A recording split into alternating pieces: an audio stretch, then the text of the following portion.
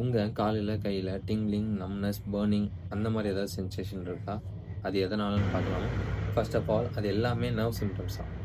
Tingling symptoms அதாவது பின் குத்துற மாதிரி இல்லை நீடில்ஸ் குத்துற மாதிரி இருந்தால் ஒன்று மைல்ட் நர்வ் கம்ப்ரெஷன், அதாவது நரம்பு அழுத்தமாக கூட இருக்கலாம், இல்லைனா மைல்டு டெம்பரரி நர்வ் இரிட்டேஷனாக கூட இருக்கலாம். நெக்ஸ்ட் பர்னிங் சிம்டம்ஸ், அதாவது எரிச்சல் இருந்தால், நர்வ் இன்ஃப்ளமேஷன் இல்லைனா டயபெட்டிக் நர்வ் இன்ஜுரி, அதில் இருக்கிற நியூரோபதிக் பெயின்னால கூட பர்னிங் சென்சேஷன். நம்னஸ் சிம்டம், அதாவது மறுத்து போகிற சிவியர் நர்வ் கம்ப்ரெஷன்னால லாஸ் ஆஃப் சென்சேஷன் ஆனாலும் நம்னஸ் இருக்கும். இப்போ பார்த்த சிம்டம்ஸ் எல்லாம் பெரிஃபரல், ஸ்பைனல் அண்ட் மெட்டபாலிக் கண்டிஷன்ஸ்க்கு கீழே வரும்.